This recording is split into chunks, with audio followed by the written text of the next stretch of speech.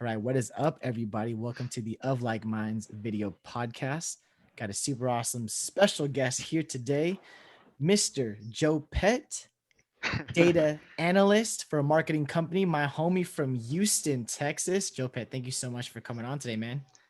Thank you for having me, man. It's a really a huge honor and a privilege and just being here. So Well, appreciate it. I'm excited that you were able to give us some time today and just to share. And I just want to check in with you first, man. Just considering the world that we're living in right now, how are you doing today? Today I am feeling pretty good. So yeah, I mean today was a smooth day at work. Got my workout in. Ate healthy-ish kind of. So All right, so take yeah, me take me through that. Take me through at least today. What'd you focus on at the gym, and then what was your pre or post meal? pre or post meal. Okay, so I guess today at the gym I just went um just did what I did. I did back and shoulders basically, just a quick little pump, and just had like some was it cauliflower pizza? Yeah. Okay, So a little pump before the podcast. Like, yeah, dude. I was starving as soon as I finished because I haven't eaten since lunch, which is like around 1 p.m. So it's 7 o'clock my time. So it's like oh six my. hour difference. Mhm. So I was kind of hungry, but I was like, let me like torture myself a little bit more before I start eating. Yeah. Is that like something that was that just like incidental, or do you like purposely like do? I kind of I try really hard not to eat before workout. Even if I am I mean, if I'm starving, I'll eat like something like a protein bar or whatever, or maybe like a quick Mhm. shake. But for the most part, I try to eat after just because your metabolism usually is kicking in. From what I've read, your metabolism is Mhm. usually kicking in after a quick workout. I mean, you work out, so you know how it goes, man. So Well, what's it like? Well, first of all, where do you work out? Because I personally, I do everything at home now, but you're hmm you're you're still going to a gym, and obviously with COVID, yes, what's first of all, what is it like in terms of like what are the precautions that the gym is taking? Like, how is all that kind of going? yeah. So well, prior to even the Houston kind of slowly opening back up a little bit, of course I was working out at home like everybody else. When the gym shut down, like that working out was kind of like part of my daily routine. So Mm. when the gym closed, I'm like, oh crap, I'm missing a good chunk of my day right there. So Yeah. I try to compensate it by buying, like a lot of people did, buy weights, just indoor cardio or something like that. Like how you're doing those, when you're posting those push-up videos and all that, or Still like doing it. I'm just not posting. yeah, I Yep, was yep. I was genuinely motivated. I was like, wait, Aw, okay, if he's doing this too, like a lot of my friends are doing this too. So I'm like, I I love don't that. want to slack off and be just, like gain weight out of nowhere and stuff like that. Mm. So I was trying to be as active as possible and still try to eat healthy-ish, but during the beginning of everything, it was pretty rough just because, I wouldn't say I was timid to go out, or like I was just really like, oh, should I even go out to like to the groceries and all that? Mm. But once like Houston kind of found its little like I guess comfortability, more or less, they started slowly opening up at like 25% capacity. Now we're at 50% capacity, Okay. and I don't want to say we're 100% just because I know a lot of restaurants still don't do that, but I would say we're at least 60 to 75% capacity in a lot of places. Wow. But anyways, going back to your question, so uh, when we go to the gym, or at least when the gym first opened up, they I go to Alpha Elite. I don't know if Okay. you ever heard of it. It's a very Wait, is that well established gym. Yeah. Alf, is that a YouTuber? I swear. Yeah. So the guy, the owner, I believe his name is Christian Guzman. I had no idea who this Yes, guy I was. know Yeah. exactly who that. Yeah. Yes, that's awesome. I didn't know that. Yeah. So his gym is actually like down the street from my house. So I can genuinely like run or take my bike to there if I wanted to. But yeah, so I go to that gym, and I didn't realize how big of a gym it was. To me, that was just like a local gym. Mm, And then when I saw all the pictures or looked at followed his Instagram, there's a lot of clothing and all that. I was like, oh, this guy is like pretty well established. It's like I mm-hmm. would say pretty close to Gymshark, or Yep. maybe a little bit better, in my opinion. I don't know. Yeah. But yeah, so when he first reopened the gym, he was like, okay, guys, to open up the gym, you're gonna have to book a session in advance. So basically, he shut down like automated monthly membership, and if you wanted to go to the gym, you just had to book your members, book an hour or hour session, Okay, so they which were is doing that incremental, like those time periods yeah, broken down. yeah. So Okay. there was like phases. I don't know how it is in like California SD or whatever, Mm-hmm. but there was like phase one, phase two, phase three, and phase four, right?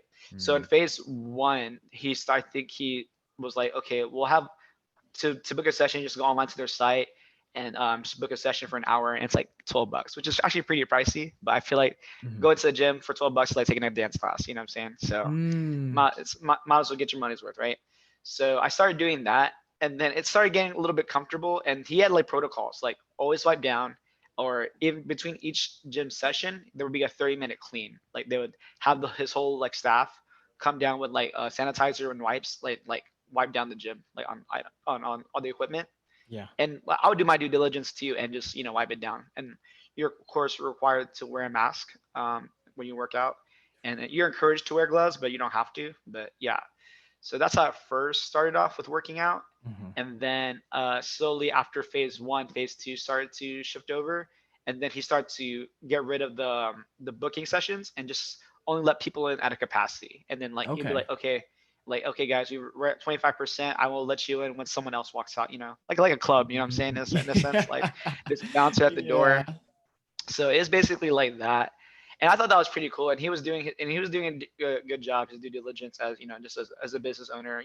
Just because everyone still wants to work out, but it's kind of hard to, because 24 hours wasn't really opening up. Yep. Lifetime Fitness wasn't really opening up. So he was one of the very few gyms in Houston initially that had a spot to work out, and it's a pretty like nice gym. I would say it's like full of like gym rats, like Mhm. very like bulky, hulky people and all that. So Yeah. a lot of Instagram people, to be honest. I would say I run into Instagram people there like on a daily basis. So it gets Whoa. it gets kind of pretty annoying, just because like you see this all the time, like, hey, what's up, guys? Today we'll be working out traps and back today.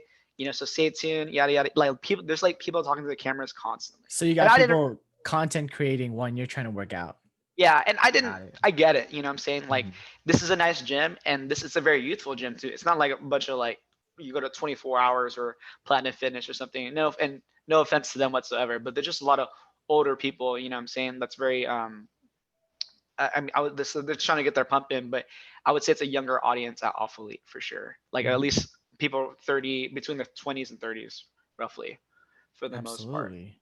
So then, just a lot of content creators, like you were saying, Mhm. of just like people just talking to the camera, and it kind of like weirded me out. Personally, I'm like, I don't want to really be in your, like, if I'm like stretching on the turf, and then I'm like doing this, and I'm like, oh, okay, cool, Yeah. and then you just kind of feel comfortable, like, oh, I don't want to be in your shot, or maybe I just don't want to be seen.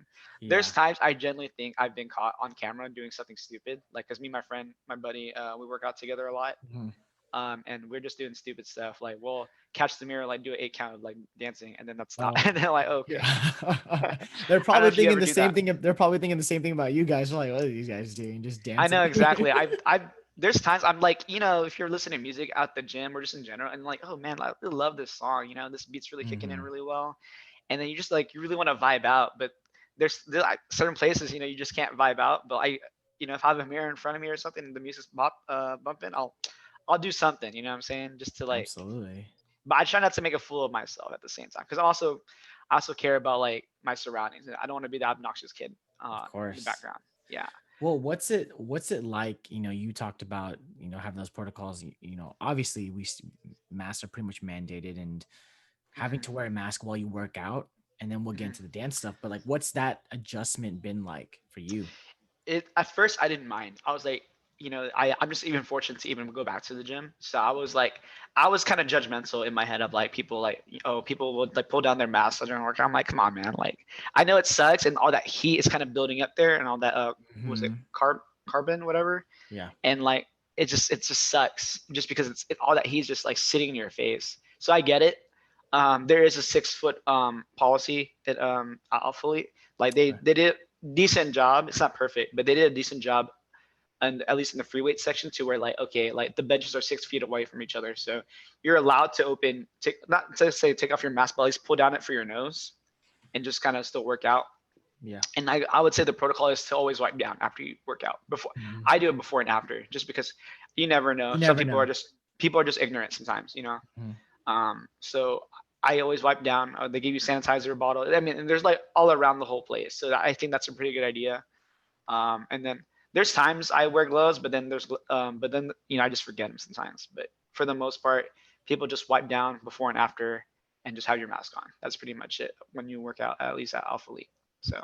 Absolutely. And you feel Mhm. like obviously with you still working full time and working a 9 to 5 during the Hmm. pandemic, like maybe the impact of, or the importance of going to the gym and working out for yourself, because you're literally, you know Yeah. what's Yeah. that So like? I'm kind of living that sedentary lifestyle, a little bit, right? When COVID first happened, working from home wasn't really new to me, just because my office, we had that privilege once a week. Mm, Just kind of like it's like a kickback in a sense. It's not really a weekend, an extra day for a weekend, but like it's nice not to get ready for work and just kind of like and just like kind of work from home. It's just, I thought that was really nice. I wasn't a fan of it at first, just because I like getting up. I'm like a morning person, so I like getting up, getting ready to go somewhere and start my day. So mhm. it took me a while to even get used to that. So I actually had to switch over to a standing desk because I was actually having genuine back issues. Wow. My One of my friends who's a PT, I was telling him, hey man, I'm really having really lower back pain problems. I don't know if it's because of the way I'm sitting or I slouch a lot or something like that. And he gave me a lot of he actually gave me an adjustment Mm. because of those pains, and I actually feel a lot better because of that. And I got myself a standing desk, so like in case I ever do feel like I'm sitting for too long, or sometimes I'll throw on a timer on my Alexa thing, Yeah, whatever yeah. clock, and just like, hey, set a timer for like 30 minutes. I'll stand for 30 minutes or something like that while I'm working. So that's pretty nice. But yeah, it was pretty tough initially. But I gotten used to it.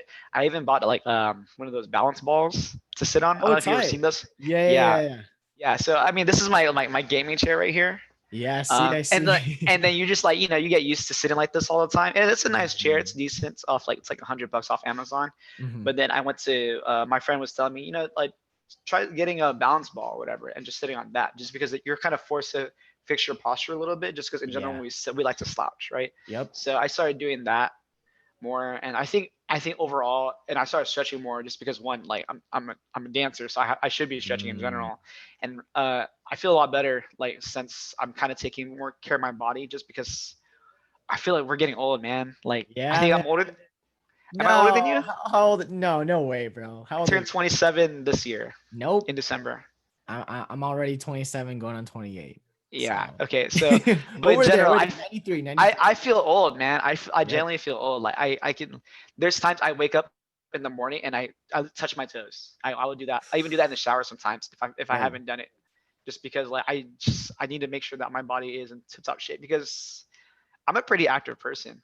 Despite that yeah. I work from home. I dance, I work out, I play basketball, and I do other activities. Whether it be running or cycling around my neighborhood or something like that.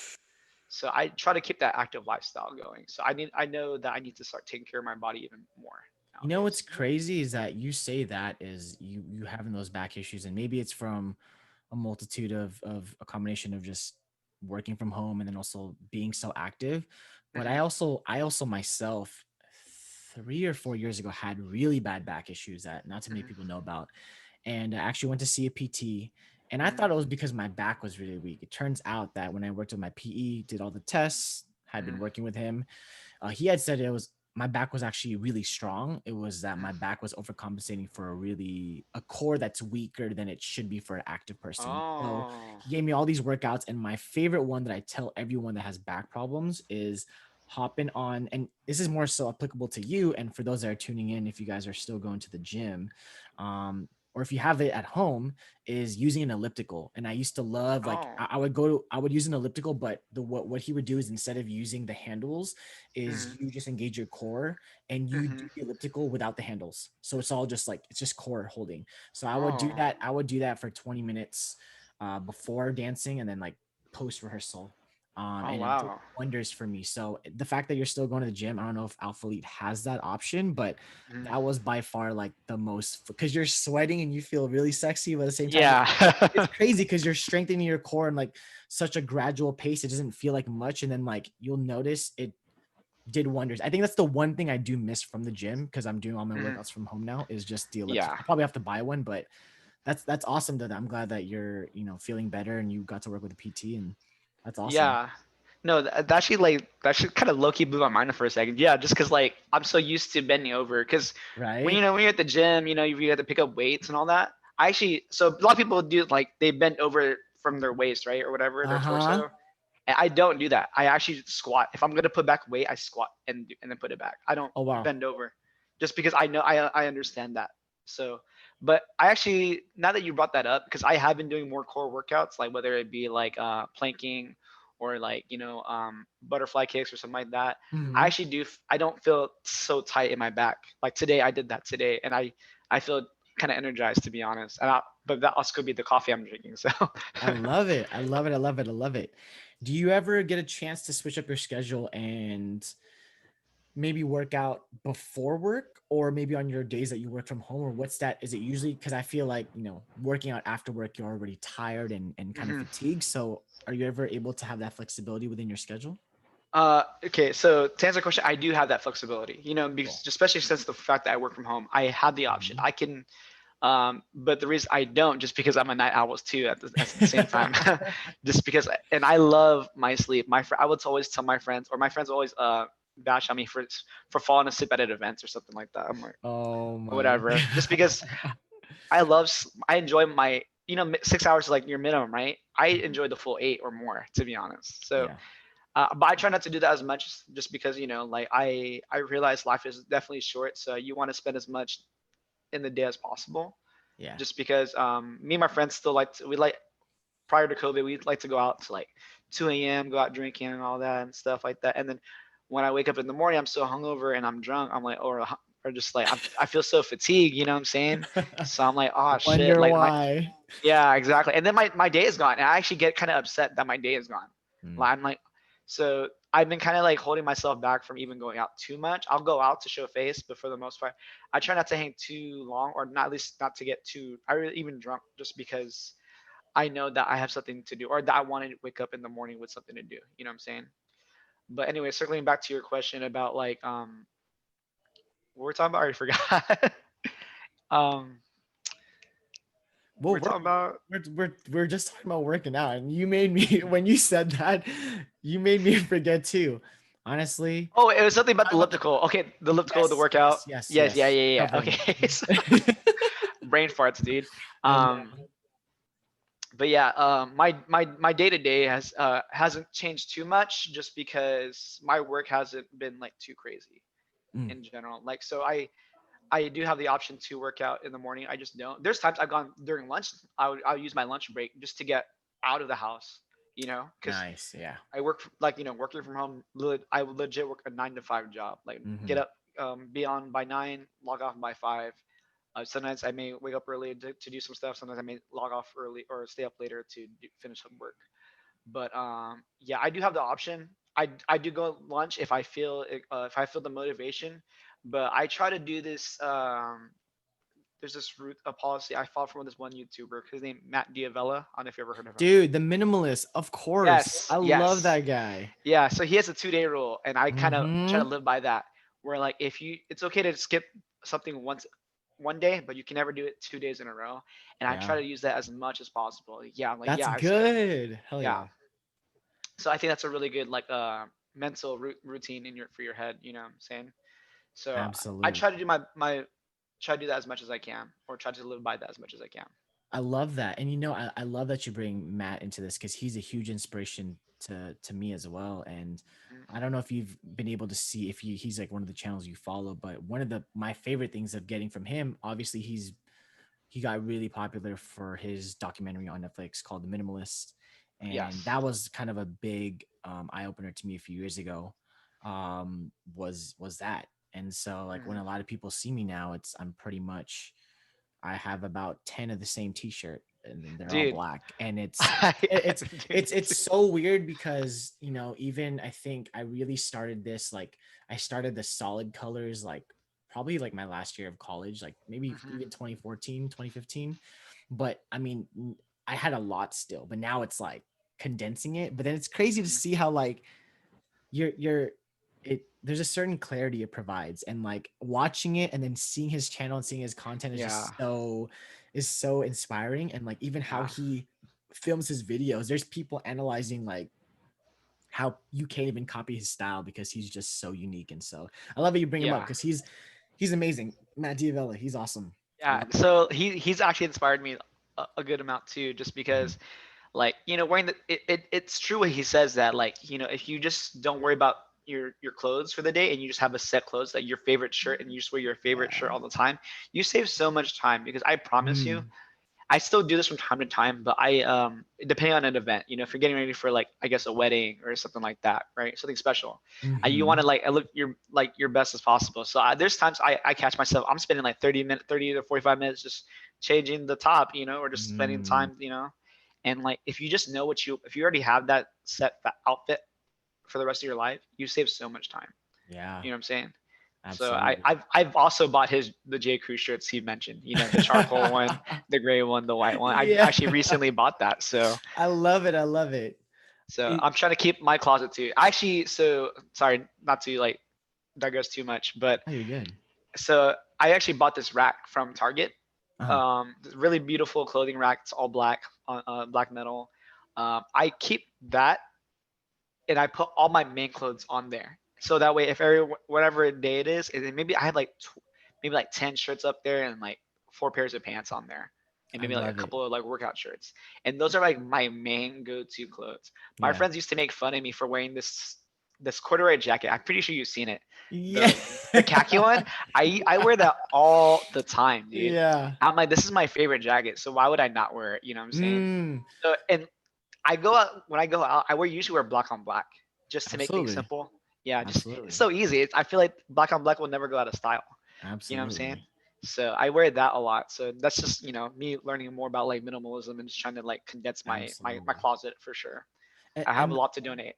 no, yeah, for sure. And the funny thing is too is I had a friend put it really well together, and it was, when you're doing laundry, before you get into like minimalism, and you don't have to go to the extreme. I think we're Mhm, definitely doing it to a degree that's fits our lifestyles.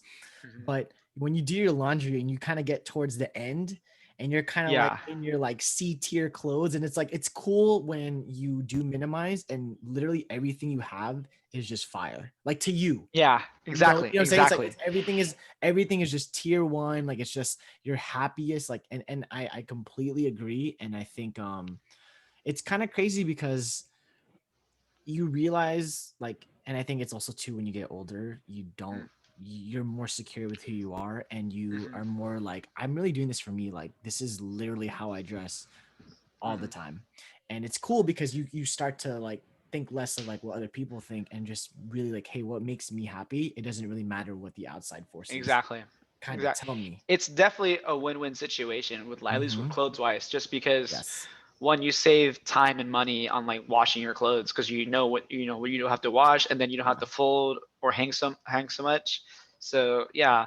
So, like I was saying, back to my rack that I have, everything else Mhm. that I have, whatever, like, spare clothes or whatever, I keep that all in my regular closet. I don't even look in my regular closet unless it's like seasonal, like it's like Chris, like it's winter. I'll pull out my winter jacket, but for the most part, Yeah, yeah, yeah. it stays in there. Yeah. So. Absolutely. And I think another thing too that's been surprising for me, and this has been more so during COVID. I don't know if you can kind of share these same Mhm. sentiments, but clothes has been like really easy to kind of minimalize. I think Oh, absolutely. the thing that has been happening not as fast, but I've actually been condensing my shoes down too. And I used to Oh, have really? yeah, and the crazy thing is I used to have a ton of shoes. I mean, at least for me, I mean, I think like at the height was maybe like 50 or 60 pairs. That's not a Oh my lot gosh. that's not a lot compared to other people. That's And true. probably right now I can pretty much see all of them. I probably have like less than like 12, which Oh, is like wow. huge for me. And it's crazy because it's like it's the same thing.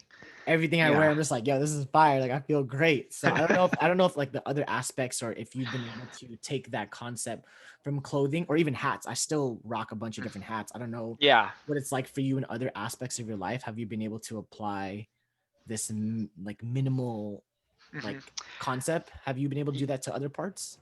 Uh, yes and no. So, with it's funny because shoes is how we actually connected the first time. It was. So I'm actually genuinely surprised. I'm not a huge sneakerhead, but I do know what's up. You know what I'm saying? Hmm. I don't have like the hottest. I don't have like the Travis Scotts or anything like that. But I do know what's up. So when I remember because we were both wearing ones that We day. were. What were We're you both wearing wearing again? we're both wearing the shadow low ones, No, I no, no. believe. You had We the had, shot. I I had either shadow had low the one. Breads or the Royals because I remember bringing those two on the trip. I was like, I gotta bring my Yes, yes. favorites. I think it was the Royals. Yeah. And then Yeah. you mentioned it. You're like, oh, I have these pairs or something like that. I was like, oh shit. And I think that's where we knew we connected. So I find it Absolutely. funny that you're condensing in that aspect. For shoes, um, no, I would say I would wear. I have like 3 4 pairs of shoes that I wear probably consistently. Mm, I have like an active wear like shoe, whatever. I like my Air Maxes or I like a love it. training shoe, Mm-hmm. and then I have my CDG Chucks, low High top. top, low top, black or white. I have the black and white low top, Hey, and I same. love those. I wear Love those those. all the time. I would actually buy there if it once it like ever deteriorates, I'll probably buy a new set. But Absolutely. and then what else do I have? I have and I wear slides a lot now. I feel like I used not to wear slides that much. I Uh-huh. normally wear it if I go hoop. You know, like say Yeah, yeah, yeah. the hooper look where The like the Hooper long look. socks and the slides. I would do Yeah. that.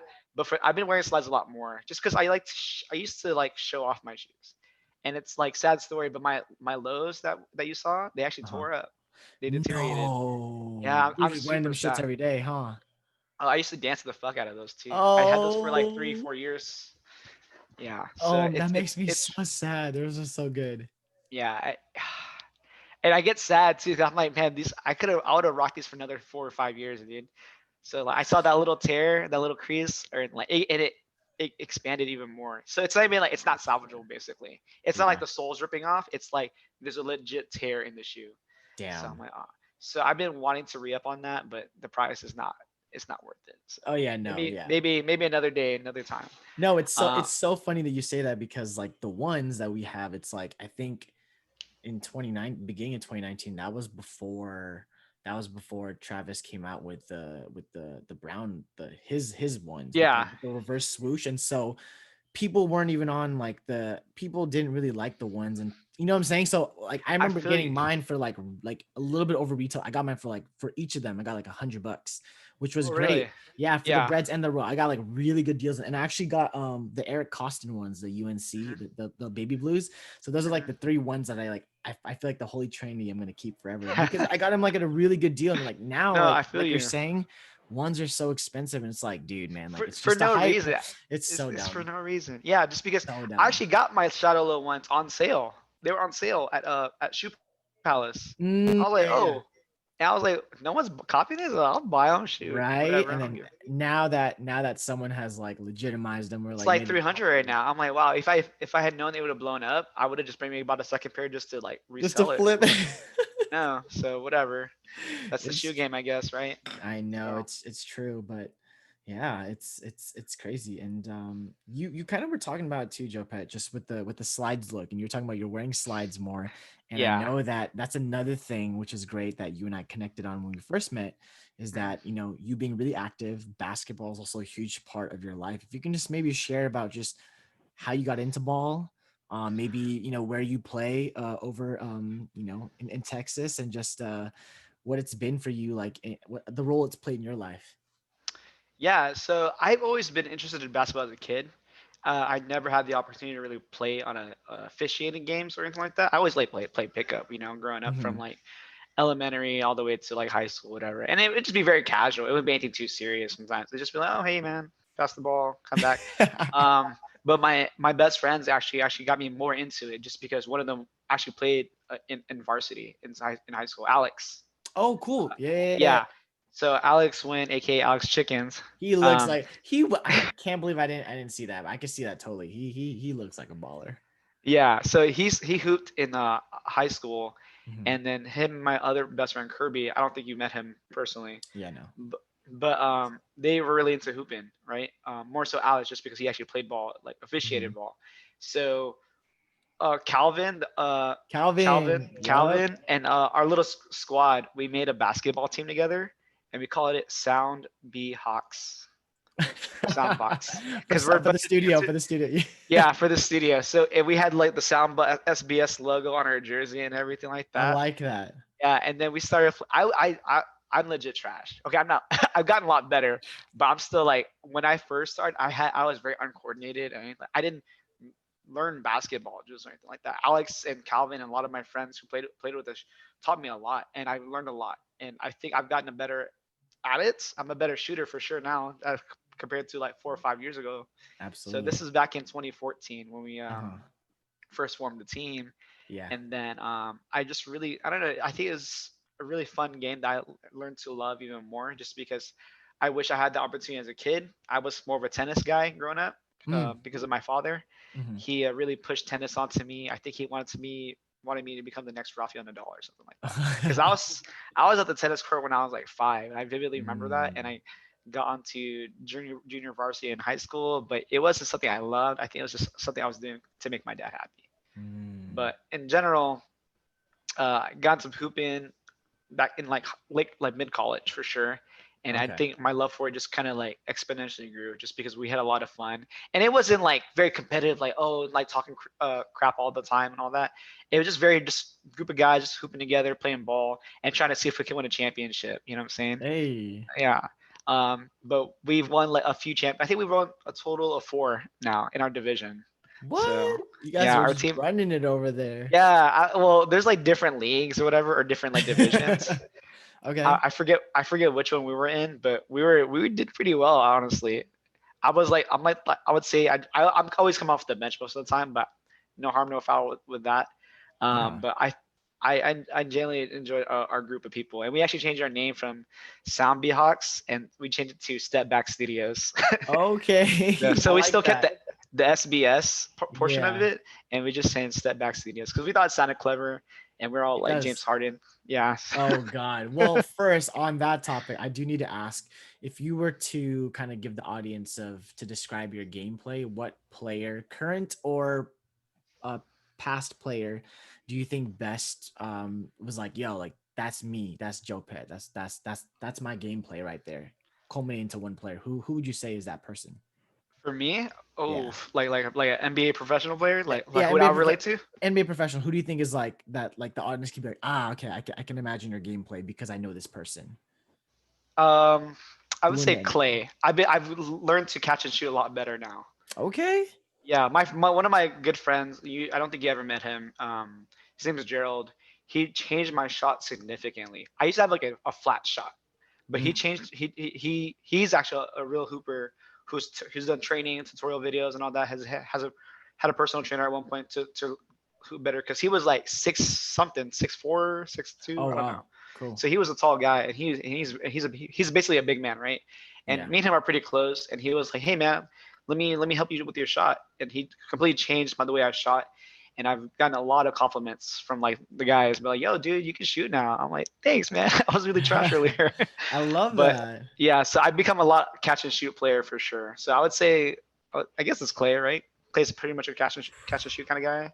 So that's a really great player to be putting your name Yeah. up there with. I love that. I love that. I'm not a Bay Area fan, but I would say I would compare at least like, or PJ Tucker would be another like, it's because I wait on the sides, sometimes on the corner, and just waiting Okay. for that So you got ball. you have your spots too as well. You like the Yeah, exactly. So I'm not. okay. I don't have any handles whatsoever, so I don't even try to say I'm even Steph Curry or So whatsoever, just you because I so can. do you play much defense? Because both those guys play some pretty good defense, especially Clay. Yeah, I would say I'm a good hustle player, to be honest. Like Okay. I know I'm not the greatest like offensive player at all, but I can play pretty good defense. Like I can definitely and I'm very good at communicating with like my team about like, because I usually play at the top of the key for in the 2-3 Mm. zone, Mm-hmm. usually the right side because I'm right-handed. And Mm-hmm. I would definitely like, and they would communicate with me, hey, switch, don't switch, and I'm like, okay, and then yeah, I would do well to keep my defender on the top of the key, and unless he's a great shooter, it's kind of hard if they're already a good shooter. But I usually Obviously, try to yeah. keep on top of the key. Yeah, and if I do get beat, at least I have help down low, whatever. So So you guys usually play zone?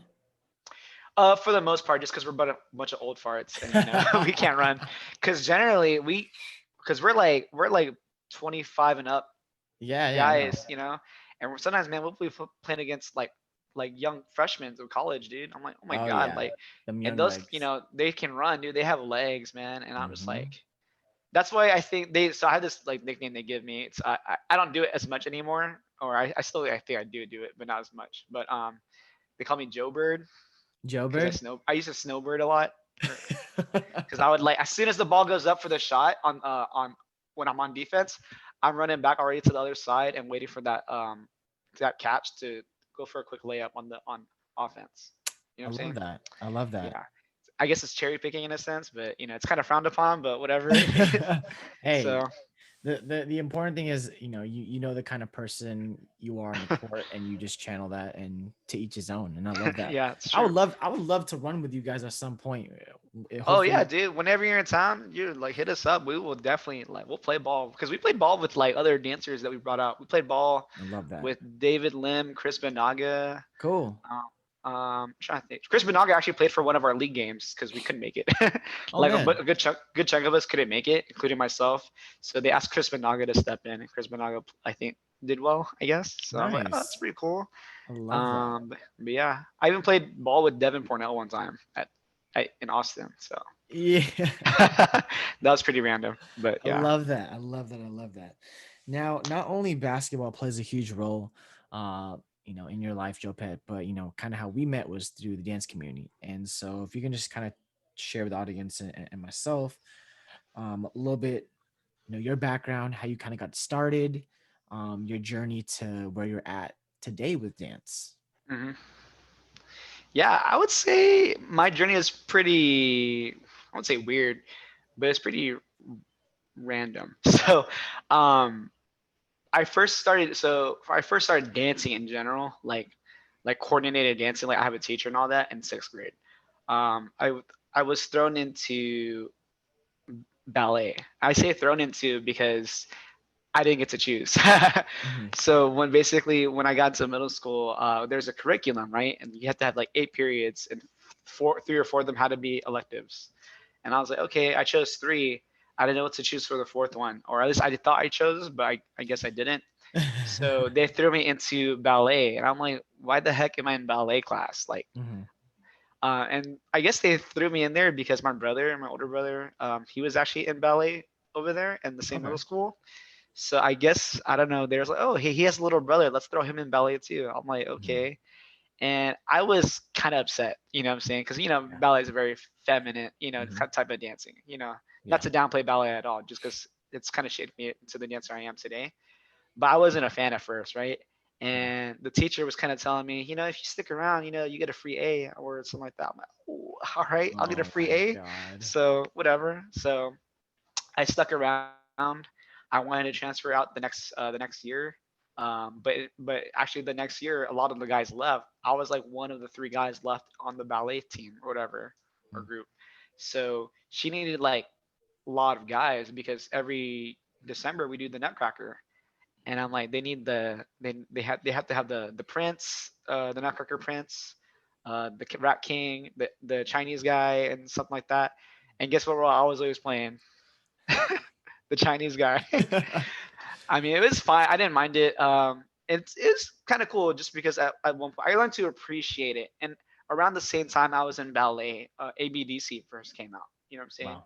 Hmm. And that played a huge part into my dance life. I was like, whoa, that's so cool. Jabberwockies is like the shit, dude.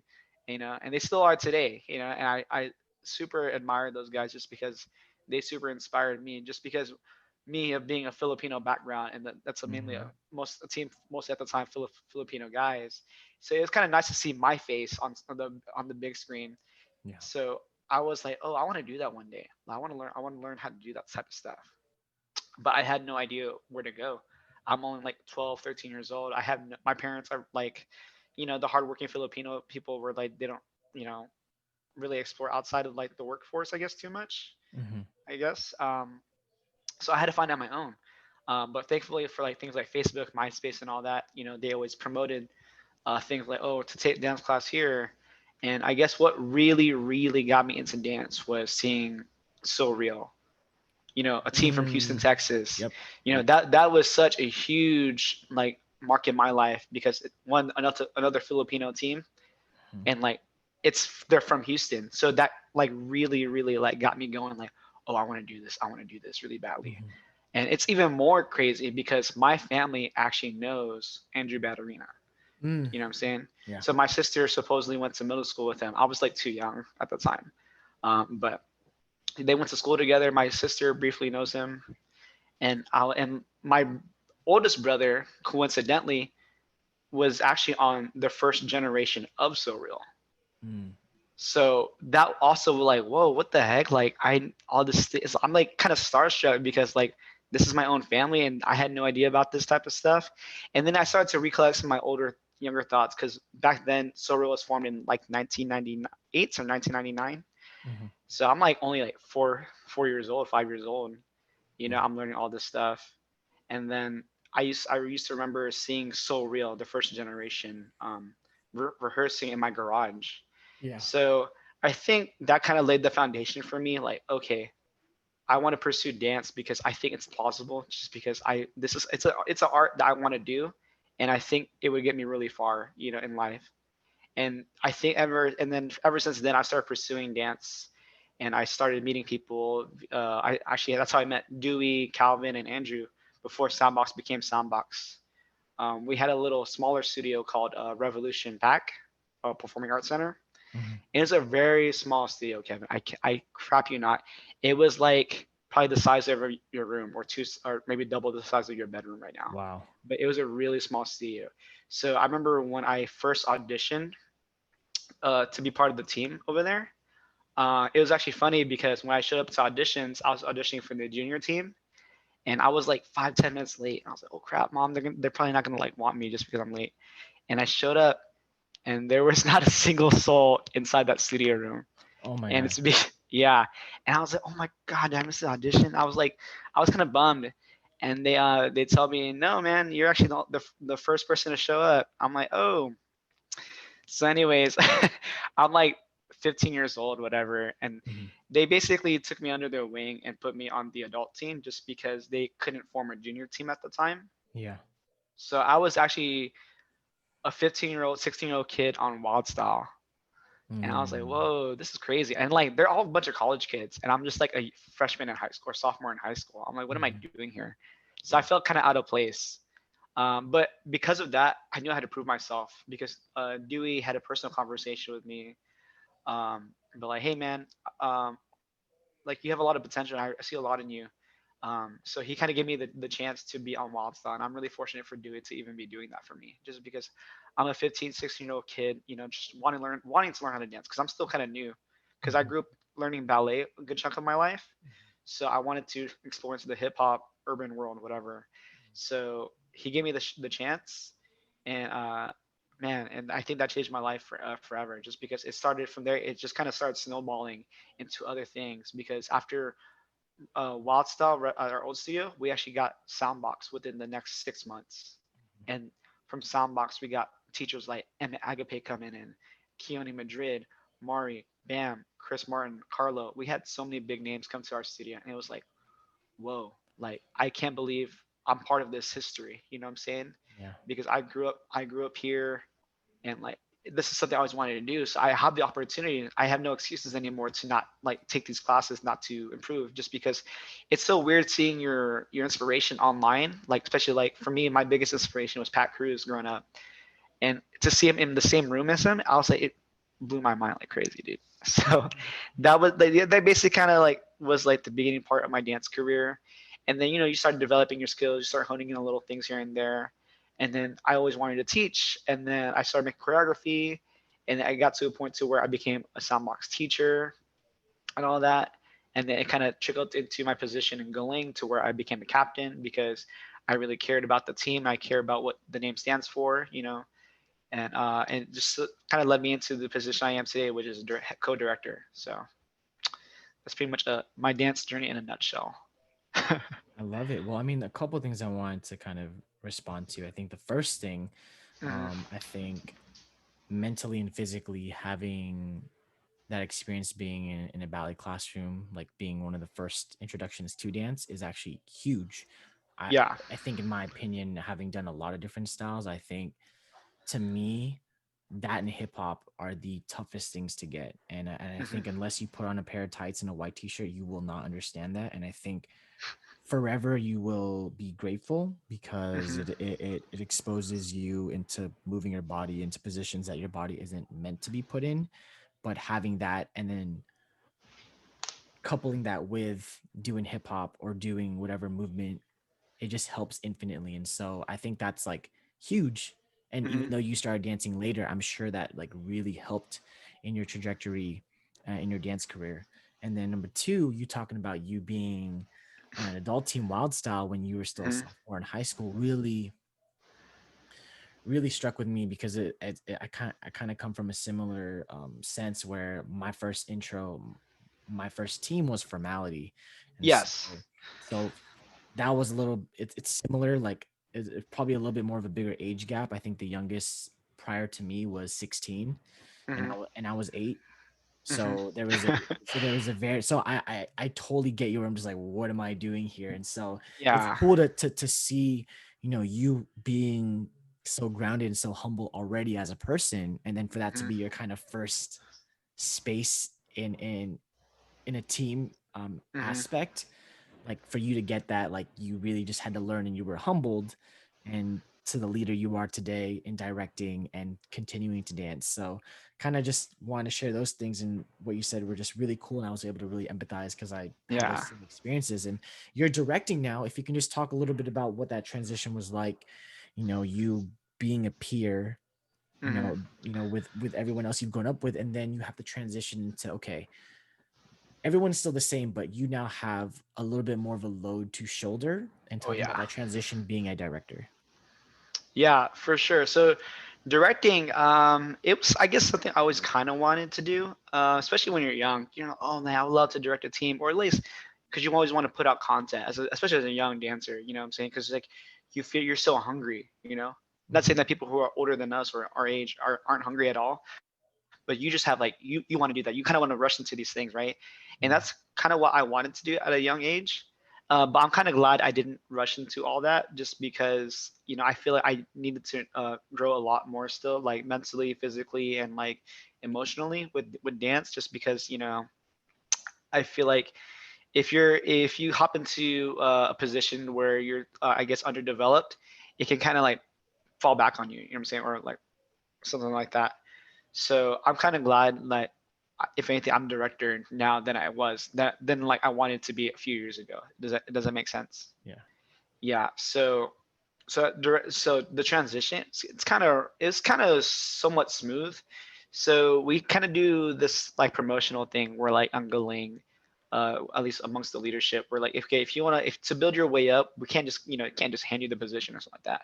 We we you have to go through like we have these things like captains of the team, Mhm. and you kind of have to earn your spot. It's just like not necessarily like you have to be the best dancer, but you have to be there in all aspects. Whether you have to of course know what you're doing in dance, but you also have to know yourself, where you're positioned as a leader. You know what I'm saying? Just because I've heard people, not necessarily in a bad way, but like people who want to be in the leadership position, but they have no experience, right?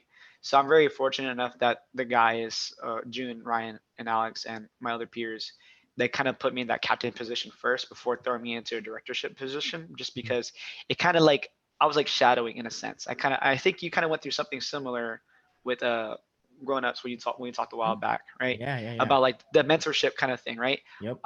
So I kind of had that, and I'm very fortunate that I did have that, just because it makes sense, right? Just Yeah. because you don't want to throw like a fish, or like sorry, you don't want to dive headfirst into like the ocean or something like that, and like Mhm. pray to sink or swim, right? So I'm glad we went through that process of me being a captain for like a year, because it made me understand like the hardship a little bit that a leader has to kind of go through behind closed doors. You know what I'm saying? Mhm. I feel like some people kind of, not saying that people don't appreciate their leaders, but I feel like there's some people that just don't see the whole side, the whole scope of everything as a Mhm. leader. Just because I used to have that mentality of like, why are we doing this today? Like, it doesn't make sense. Yada yada yada. There's a lot of things that kind of go behind closed doors that a lot of the dancers don't know about. And for I don't know if that's necessarily just because they shouldn't have to know about it, or maybe that's just to protect someone's like privacy or something like that. You know. Um, but man, it was pretty tough at first. But I'm so glad that I'm blessed to have a group of people that kind of keep me grounded, because it makes me kind of like, one, not so I don't ever power trip, just because I kind of hate that, like someone that has that power and kind of abuses it. I don't ever want to be known for that, and I don't think I ever done anything like that before. Mhm. Just because like I feel like it should be a democracy in our team, just because like yeah, I'll kind of make the tough decisions, but I'd rather get everyone's full scope of everything before I make that tough call, whatever. Yeah. So being for going from member from dancer to captain to director, it's been I think at this point right now where we are in Galing, it's a pretty we're in a good spot, definitely, just because um, I don't feel overwhelmed by so much stuff, because I think Carlo kind of had a talk with me last year or earlier this year at birthday bash, because he found out I became director, and he kind of shed some light on me with certain things about, like, okay, yeah, so as a director, he's like, I think one thing that really stuck with me for sure was that as a director, you shouldn't have your hands kind of everywhere, or you shouldn't like necessarily be taking on everything at once. You should have a group, you should have a very solid group of people that kind of keep you grounded and kind of like back you up. Hmm. So like administration stuff, like whether it be like memberships, dues, and all that, that should be like handed off to someone else. Not because you don't want it, just because your was it your focus is split, and you don't ever want Hmm. that when it comes to directorship. I was like, oh, that makes so much sense, because I used to do that. I generally used to like make sure that, okay, who's paid dues this month, yada yada yada. Are you caught up with dues? Who's late? Who's tardy? Are we doing push-ups? Something like that. I'm like, wow, like that because that takes a huge load off your shoulders. You know what I'm Yeah. saying? Just because I don't think about that type of stuff. So he told me just focus on what you have going on for the team, and and also make sure that you reiterate that focus, whether it be training or polyrhythms or something like that or whatever. And I'm like, oh man, dude, like we had like a very small talk about this, but I think what he said kind of like resonated with me for sure, just because it made a lot of sense at the time.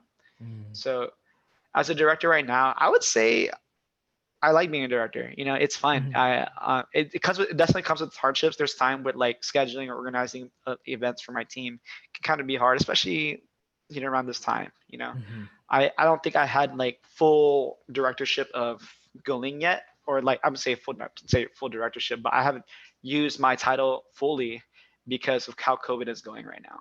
Yeah. Because I the transition happened like right before COVID, back in January or February, right?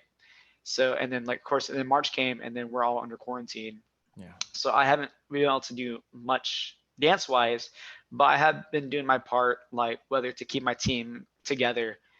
Sometimes we used to do Netflix parties during we're under quarantine for like the first 2 3 months.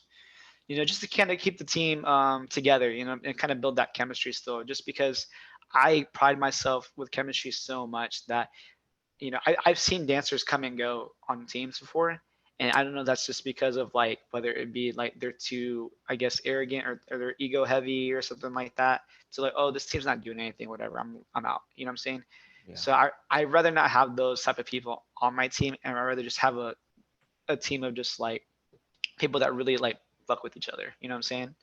So I'm really huge Absolutely. on that. And there's times I've denied people. We had auditions recently, and there's some people that came into that room, and I was like, "Wow, you're a great dancer."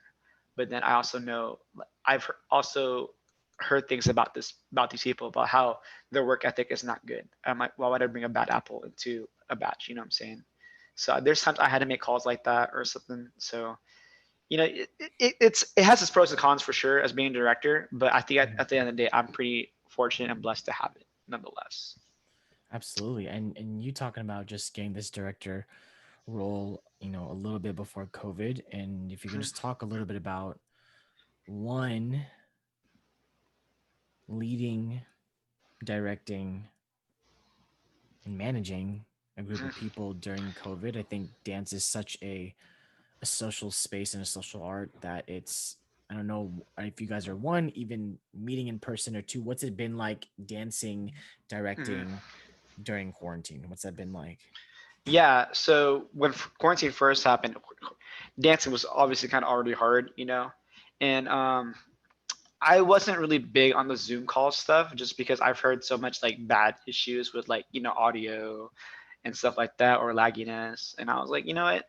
Let's take a break in a sense from dance, physically wise, from dancing, just because for Galing at least, we came from we did a show in New York back last May, and we were then we did WAD right after, and then we went straight into birthday bash rehearsal. So Galing has been like kind of had their hands full for like a whole year, or yeah, for at least more than half a year.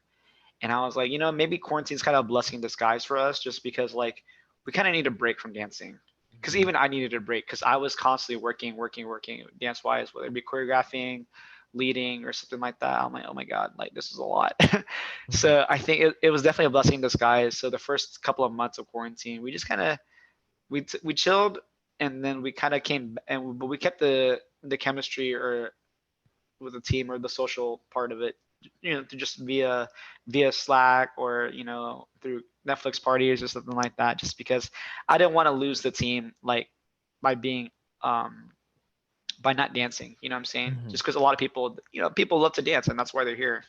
So, but by the time we did open up for Soundbox, it's we were slowly kind of testing the waters a little bit because even Soundbox was going through the phase of like, all right, we're gonna open the studio in phases as well. Like so, phase one will be like rentals only. Only people who are allowed to rent the studio can come in, and then phase two would be like I would say having rehearsals or something like that.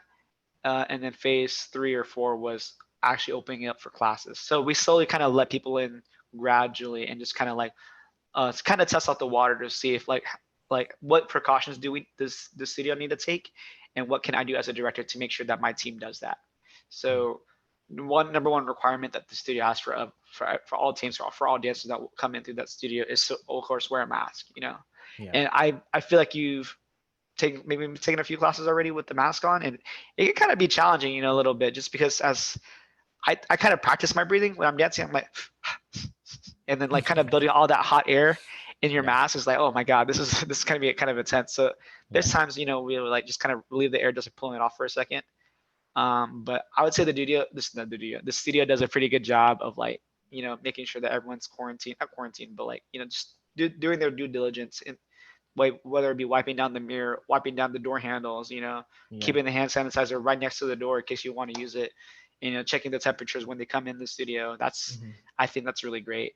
And that's kind of what we do at rehearsal too. We make sure that everyone has their mask on. And it was kind of scary because when the studio heard that we were having auditions, we had a sign up sheet, and we had like 100 plus people sign up. And I'm like, oh my God, how am I going to fit 100 plus people into the studio? So I was like, you know what? Let's separate it into days. Let's do 25 today, 25 the next day, and so on and so forth. So that's what we did, and we're maxed out every each day, I believe. And I thought, oh, this is awesome. And to even make it even easier, well, after we separated those days and got the members that we wanted or recruited, we're like, wow, we actually have a lot of people still. We have about 50 people. I'm like, I don't know how to consolidate this even more because I want everybody and I like everybody. So it's just like, wow, this is kind of tough. So I even had to tell the owners like, hey, we have 50 plus people. We're a pretty big team. And like, oh, so and I was like, well, let me do this. Let me open it. Can I open up the whole studio room? Because I don't know if you ever remember that time back we opened up the whole room Yeah. in Soundbox for a birthday bash. So I Yeah. had to do that. So for my rehearsals, I've been doing that, opening up the whole room. I have a group of guys helping me out, opening up those window or those mirrors to make sure that everyone has dancing space and that we're not like. And we and Soundbox did their part of doing the boxes, the 6 foot boxes to make sure that everyone has space to dance into. Yeah. So I think we did a pretty good job with that. And then on top, so as of right now, uh, the reason why we even did that in the first place is because I wanted to keep the rehearsals open to all 50 members for a little bit, Mhm. just to kind of build that chemistry. Because like I said, I'm so adamant about that. Like I really care about meeting each other, getting to know your teammate, because it's really hard to dance with someone if you don't know them. You know what I'm saying? Yeah. It's really hard to build that connection. So I'm glad I did that, and I'm glad I enforced that because that was really big for me. And then since then, that was like back last month. We've had a pretty good synergy in the team, Yeah. and now because of that, we have the opportunity to kind of divide ourselves into a cast. Because right now we're doing a video project or video album as we call it, of we're like, okay, 25 in this group and 25 in this group, yada yada yada, and then we're just doing individual video projects with each choreographer, director, captain, whomever, just to make it easier for everyone to can dance, but at the same time also follow those quarantine policies or those COVID policies, just to make sure that everyone's not um so that we don't have 50 bodies in one big room all the time. You know what I'm Yeah. saying? So Yeah. It is tough to navigate. And like you said, I mean, I've been taking class here and there, not as much. Mhm. I've been teaching class. Cookies. We have rehearsals. Grown ups is about to get back to rehearsals, so I've definitely gotten adjusted for the most part of what it's like to dance with a mask. But I think even more on a macro level, Mhm. just in terms of daily life. I mean, it is a huge change, and it sucks that the recovery is so slow because many reasons. But Mhm. I just wanted to kind of pick your brain and ask a little bit about what you think is obviously with the elections coming around and just we're still in COVID's very much a thing, Mhm. very much a thing. I just want to know maybe your personal outlook on just what you think is going to happen in the coming months in terms of the world, just kind of seeing from your perspective, like what you think is just going to happen in terms of like with COVID and Yeah. everything around you in Houston. Yeah. So with everything coming up with COVID, the election and everything, it's kind of hard to get a full scope sometimes, just because like the world can like be a very dark place, but it can also be very like peaceful place at the same time. Um, like for Houston, or at least I would say Texas in general, we're a pretty mixed state of red and blue. Hmm. So I was definitely for sure my vote definitely matters. I'm actually going to vote with my friend or my parents this Saturday or There you Friday. I forget go. what day, whatever one of the days that my mom asked for. But yeah, so definitely, and like how everything is, like the world is such a messed up place. Man, like my heart at one point when all this like destruction was happening, whether I think it was back. I think was it Bali or something. I forgot where there was a huge explosion Yep. and in the city. Dude, my heart sunk, dude, when I saw that video. I was like, oh my god, like this is absolutely crazy. And then like how the guy our president is acting right now, I'm like, I can't, it's just like blowing my mind sometimes. Yeah.